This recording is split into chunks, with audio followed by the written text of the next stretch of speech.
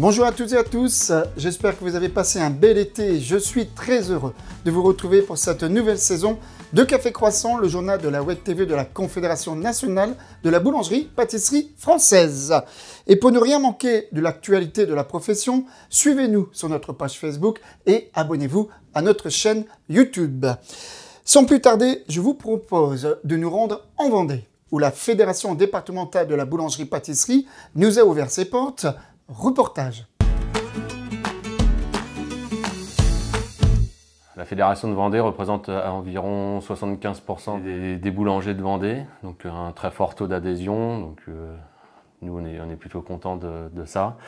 La mission de la Fédération, c'est vraiment de défendre le savoir-faire des boulangers, de les informer, de représenter les boulangers dans toutes les structures comme Chambre des métiers, CCI, association de commerçants. On a vraiment des boulangers qui sont vraiment partout. Voilà, c'est très important si on veut défendre notre métier et être au courant de tout ce qui se passe dans notre environnement. Pour les accompagner au quotidien, on répond déjà à tout ce qui est questions juridiques, économiques, sociales, marketing, hygiène, tout ce qui est obligation d'affichage. On les informe, bien sûr, donc le plus rapidement possible, par mail, par newsletter, par le journal. Après, on a tout un tas d'autres services, comme par exemple des stages qu'on peut proposer ici dans notre laboratoire, aussi bien des stages professionnels que des stages marketing, management, vente. Ensuite, on a également les concours, bien sûr, qui est ça une très grosse partie de notre activité. Donc beaucoup de concours produits, donc, tels que la brioche, la baguette, l'éclair. Ensuite, on peut aussi avoir les concours pour les apprentis. On a ensuite après pas mal de journées conviviales qu'on essaye de faire pour réunir tous nos adhérents. Et après, on a tout ce qui est service, on va dire, supplémentaire. Donc ça peut être l'impression des photos alimentaires, la découpe de pochoirs, ça peut être aussi la mise à disposition d'un logiciel de prix de revient, des prêts d'honneur pour ceux qui débutent à hauteur de 8 000 € sans intérêt sur nos fonds propres, la protection juridique aussi qu'on peut proposer en assurance. Et donc, cerise sur le gâteau, on propose aussi donc, pour les adhérents donc, le délice des Chouans, donc, qui est un gâteau de voyage, une création donc, par les artisans boulangers pâtissiers vendéens.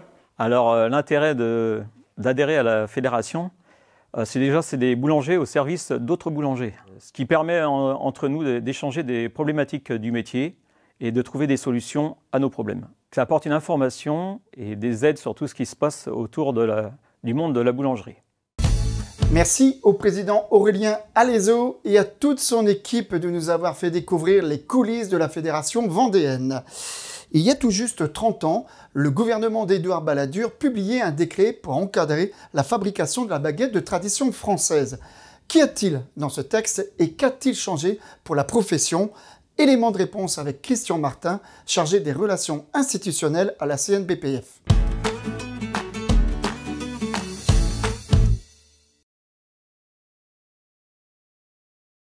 Dans ce texte, il y a la volonté d'une profession d'être reconnue pour ce qu'elle est. Il répond à la création et au développement de la panification industrielle qui venait concurrencer notre travail sous une appellation quelquefois fallacieuse ou trompeuse pour le consommateur. Le but, c'était de garantir à nos collègues artisans, transformateurs qui travaillaient les matières premières pour en sortir un produit fini, d'avoir une appellation qui leur appartenait, en fait. Et le pain de tradition française, il porte en lui deux symboles assez forts. D'abord la notion de tradition, parce que nous sommes un vieux métier moderne. Et donc en tant que vieux métier, nous voulions rappeler que nous sommes associés à l'évolution sociétale de notre pays, culturellement parlant, historiquement parlant, mais également à la modernité, puisque nous voulions montrer qu'avec des outils modernes et dans des entreprises au jour technologiquement parlant, que nous pouvions fabriquer des produits de qualité. Donc c'était le souhait auquel a répondu ce gouvernement à l'époque de dire la baguette de tradition française, seuls les boulangers, seuls les artisans de métier peuvent la produire et peuvent la commercialiser. Alors la profession, elle a joué un rôle de lobbying, comme toujours dans ces cas d'espèce. En clair, on a fait pression sur le gouvernement pour que nous puissions nous démarquer il apparaît, et c'est bien naturel, hein, de nouveaux métiers liés au mode de consommation qui évolue et puis au goût des consommateurs. À l'intérieur de ce texte, philosophiquement parlant, il y a vraiment une volonté de reconnaissance de notre histoire, de nos saveurs, de nos goûts, de l'appétence à nourrir la population avec des produits sains et de qualité. Je crois que c'était important et que ça a permis à la profession d'évoluer dans ce sens-là, d'autant que, au départ, ça n'a pas été inné, les boulangers se sont dit « mais moi je fais du pain traditionnel, mais moi je travaille dans les règles de l'art », sauf qu'on leur a dit « oui, mais il faut que ça soit encadré, il faut que nous respections certaines normes, certaines charges », et c'est ce qui a été fait. Et nos professionnels, nos collègues se sont adaptés très rapidement, parce qu'ils ont compris qu'au niveau de la commercialisation, ce produit apportait une grosse satisfaction aux consommateurs. D'ailleurs, j'ai en mémoire beaucoup de nos collègues qui disaient « mais moi je fais la baguette normale, hein, que je fais d'habitude, et si je fais de la tradition, ça va altérer ma vente de baguettes ordinaires ». Eh bien non, c'est venu en complément et ça a rajouté de la fréquentation dans nos boutiques. Ça a été une remise en question. Vous savez, la profession, elle a toujours suivi les modes de consommation. Moi qui suis fils et petit-fils de boulanger, mon père aujourd'hui aurait, et mon grand-père n'en parlons pas, beaucoup de mal à reconnaître la profession. Donc lorsqu'on prend des habitudes qui répondent, encore une fois, aux attentes du consommateur, ces attentes évoluent parce qu'il existe d'autres modes de production, d'autres modes de fabrication. Et je parlais tout à l'heure de la panification industrielle, mais ce sont des succès d'années qu'ils font. Donc si on veut se démarquer, si on veut rester leader sur le marché du pain, parce que nous vendons du pain, il fallait se redéfinir, il fallait se réinventer, et nous en sommes revenus à ce qui a fait l'histoire de notre métier, l'histoire de la culture pain dans ce beau pays. L'inquiétude que nous avons par rapport à ça, c'est qu'encore une fois, l'industrie cherche à récupérer ce que nous avons fait. Pourquoi? Tout simplement parce que aller vers ce nouveau décret pain, ça voudrait dire inscrire sur un emballage lié à nos produits vendus la qualité ou la composition nutritionnelle de nos produits. Or, nous travaillons des farines différentes, nous travaillons des mélanges de farines, et puis quelque part, ça aurait un coût aussi. Aujourd'hui, qui peut me démontrer qu'un pain artisanal n'est pas nutritionnellement parlant équilibré? Personne. Donc ce qu'on craint à travers ça, c'est qu'effectivement l'industrie de la panification se dise on va obliger les artisans à faire comme pour nous, c'est-à-dire marquer sur une étiquette les valeurs et les compositions du produit que nous vendons. Or, au-delà du coût que j'évoquais il y a quelques instants, la nécessité n'est pas forcément évidente et puis ça générerait un travail considérable compte tenu du fait que nous fabriquons de nombreux pains, que l'on dit aujourd'hui spéciaux, mais sur la baguette de tradition française, tout le monde en connaît les ingrédients puisqu'on les affiche depuis bien longtemps, y compris dans la presse. Merci à Christian Martin pour toutes ces précisions.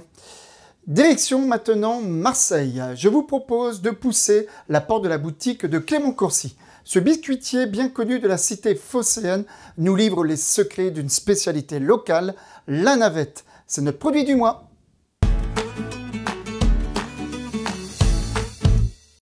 La navette est un biscuit provençal emblématique, traditionnellement préparé pour la Chandeleur. Elle symbolise la barque qui amena les Saintes Maries sur les côtes de Provence. Biscuitier à Marseille, Clément Courcy nous partage sa recette qui fait la renommée de sa boutique, située dans le quartier du Panier, les Navettes des Accoules. Clément commence par verser les œufs délicatement dans son batteur afin de ne pas les casser. Puis il ajoute la fleur d'oranger, ingrédient incontournable des navettes, ainsi que le sucre. La préparation est fouettée, et une fois le mélange bien homogène, Clément ajoute la farine et de la pâte fermentée issue de la fournée précédente qui agira comme du levain.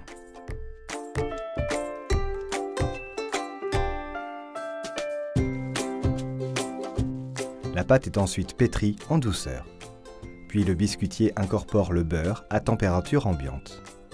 Une fois le mélange prêt, il est versé dans l'extrudeuse qui va permettre de modeler des boudins de pâte.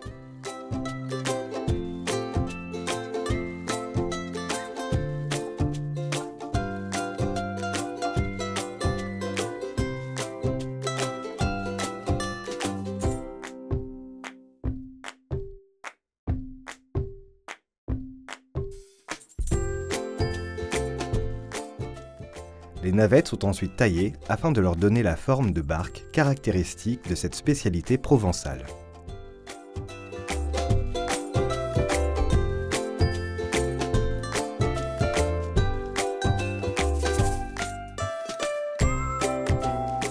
Il ne reste plus qu'à enfourner les biscuits à 180 degrés pendant 15 à 20 minutes sans oublier de les retourner à mi-cuisson.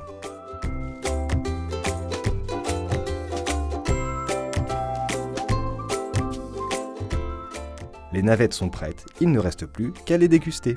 Merci Clément.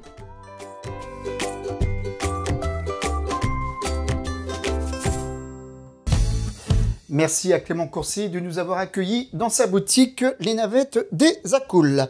Place maintenant à notre rubrique La Minute Conseil. Aujourd'hui, Delphine Meau, directrice juridique de la Confédération, nous parle d'une nouvelle rubrique obligatoire sur les bulletins de salaire depuis le 1er juillet.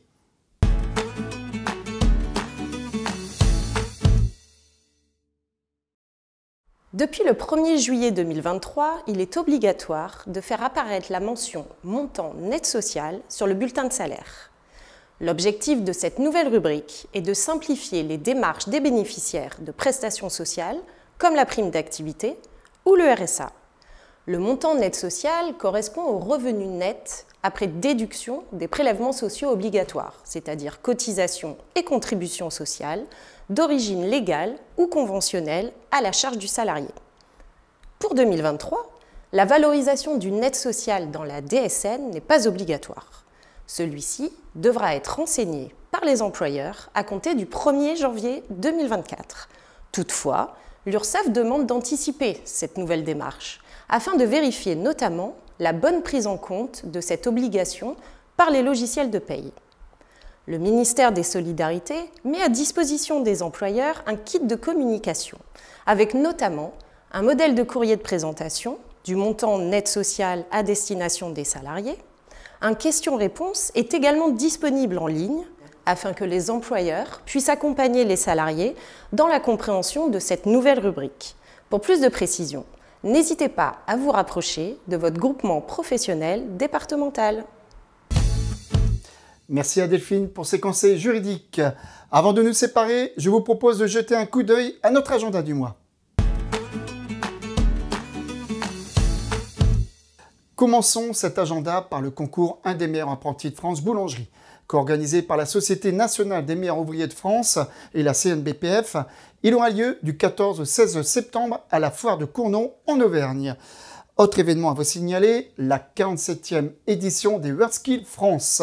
Cette compétition nationale des métiers se déroulera à Eurexpo Lyon du 14 au 16 septembre.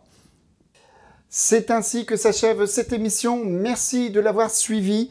Nous nous retrouvons le mois prochain pour un nouveau numéro de Café Croissant. D'ici là, je vous rappelle que pour ne rien manquer de l'actualité de la profession, suivez-nous sur notre page Facebook et abonnez-vous à notre chaîne YouTube. Je vous souhaite à toutes et à tous une excellente journée. Bye bye.